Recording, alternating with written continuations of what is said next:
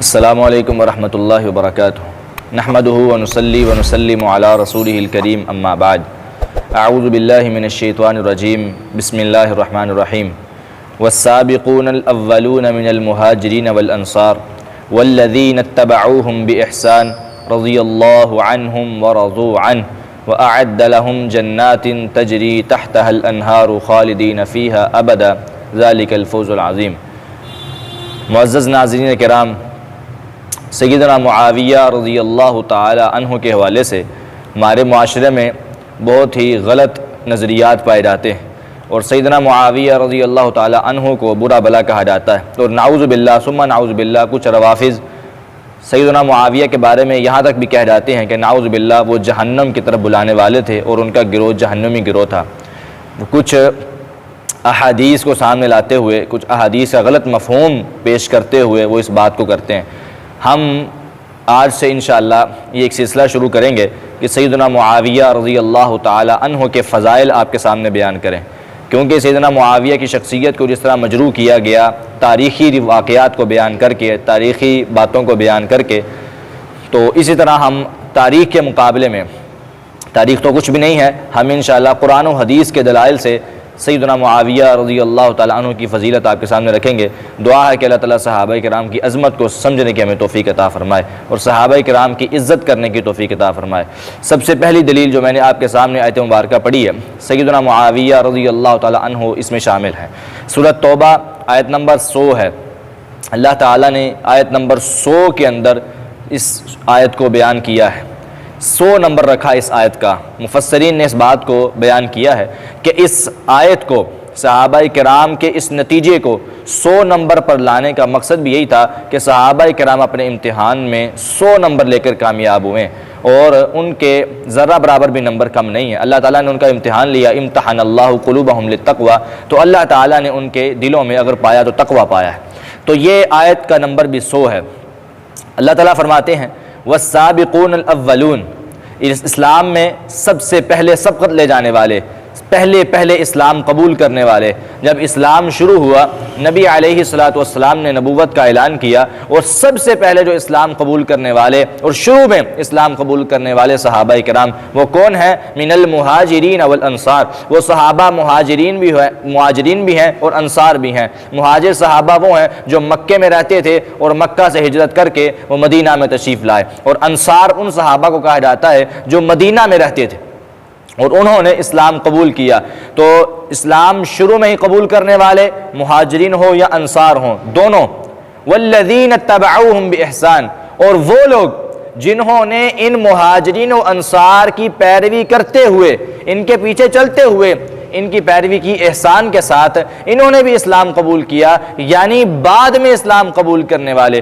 اس میں صحابہ کرام کی دونوں کیٹیگریاں آ گئیں کہ شروع میں اسلام قبول کرنے والے بھی اور بعد میں اسلام قبول کرنے والے بھی، یعنی فتح مکہ سے پہلے اسلام قبول کرنے والے اور فتح مکہ کے بعد میں اسلام قبول کرنے والے۔ تمام کے تمام صحابہ کرام کیا ہے؟ رضی اللہ عنہم ورضوا عنہ، اللہ تعالیٰ ان سے راضی ہو چکا اور وہ اپنے اللہ سے راضی ہو چکے ہیں۔ اللہ ان سے راضی ہو چکا ہے۔ یہ رضی اللہ، راضیہ گرامر کے روح سے فعل ماضی کا صیغہ ہے۔ ماضی کا مطلب یہ بات گزر چکی، یہ کام ہو چکا، یعنی اللہ تعالیٰ نے راضی ہونا نہیں بلکہ ہو چکے، یہ کام ہو چکا ہے، اس کے ہونے میں ذرہ برابر کوئی شک نہیں ہے۔ رضی اللہ، اللہ راضی ہو چکا، عنہم ان صحابہ کرام سے، ورضوا عنہ، اور وہ تمام کے تمام صحابہ اللہ سے راضی ہو چکے، ذرہ برابر کوئی شک نہیں۔ صحابہ بھی اللہ سے راضی ہیں اور اللہ تعالیٰ بھی صحابہ سے راضی ہیں، اور صرف رضا نہیں ہے، وَأَعَدَّ لَهُمْ جَنَّاتٍ تَجْرِي تَحْتَهَا الْأَنْهَارُ، وَأَعَدَّ لَهُمْ، اللہ تعالیٰ نے ان کے لیے تیار کر دی ہوئی ہیں، یہ بھی ماضی کا صیغہ ہے، تیار کرنی نہیں ہے، تیار کر دی ہوئی ہیں۔ کیا؟ جناتن، جنتیں، تجری تحتها الانہار، جن کے نیچے سے نہریں چل رہی ہیں، خالدین فیہا، یہ تمام کے تمام صحابہ ان میں ہمیشہ رہیں گے۔ یا اللہ، ہمیشہ کتنی دیر؟ 1 سال، 2 سال، 3 سال، 4 سال، 10 سال نہیں، فرمایا ابدا، ہمیشہ رہیں گے، انہوں نے کبھی بھی جنت سے نکلنا نہیں۔ تمام کے تمام صحابہ جنتی بھی ہیں اور ہمیشہ کے لیے جنتی ہیں. ذالک الفوز العظیم، اور یہ بہت بڑی کامیابی. اب اس آیت کو دیکھا جائے تو اس آیت میں تمام صحابہ کرام کی فضیلت سامنے آتی، چاہے وہ صحابہ جنہوں نے شروع میں اسلام قبول کیا اور وہ صحابہ بھی جنہوں نے بعد میں اسلام قبول کیا. اور اگر ایک صحابی کی تعریف یہ ہوتی ہے، صحابی کا معنی یہ ہوتا ہے، کچھ لوگ منافقین کی آیتوں کو صحابہ پر فٹ کرتے ہیں، حالانکہ صحابی کا مطلب، صحابی کا معنی، صحابی کا مفہوم، صحابی کی شرعی اصطلاحی تعریف یہ ہے کہ صحابی اسے کہتے ہیں جس نے اسلام کے اندر مسلمان ہونے کی حالت میں نبی علیہ السلام کا دیدار کیا ہو، ایمان کی حالت میں، اور ایمان کی حالت میں ہی اس کی وفات ہوئی ہو، اس کو صحابی کہتے ہیں. اور جو منافق ہوتا ہے، اعتقادی منافق، اس کو ایمان پر موت نہیں آتی، وہ صحابی نہیں ہوتا. ایک ہے صحابی لغوی اعتبار سے صحابی اسے کہتے ہیں جو ہمیشہ ساتھ رہنے والا ہو، ساتھی ہو کسی چیز کا، اس کو صحابی کہتے ہیں لغوی اعتبار سے.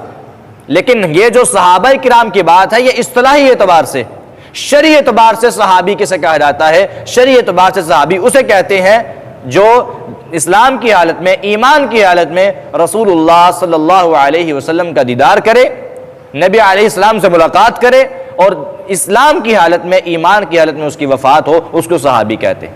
اس لیے تمام کے تمام صحابہ جنتی ہیں، اور ان کے کسی ایک کے بارے میں بھی جنتی ہونے کے بارے میں ذرہ برابر بھی شک نہیں ہے. اور ان تمام کے تمام صحابہ سے اللہ راضی ہو چکا ہے اور وہ اپنے اللہ سے راضی ہو چکے ہیں. اللہ تعالی ہمیں صحابہ کرام کی عظمت سمجھنے کی اور ان کی عزت کرنے کی توفیق عطا فرمائے.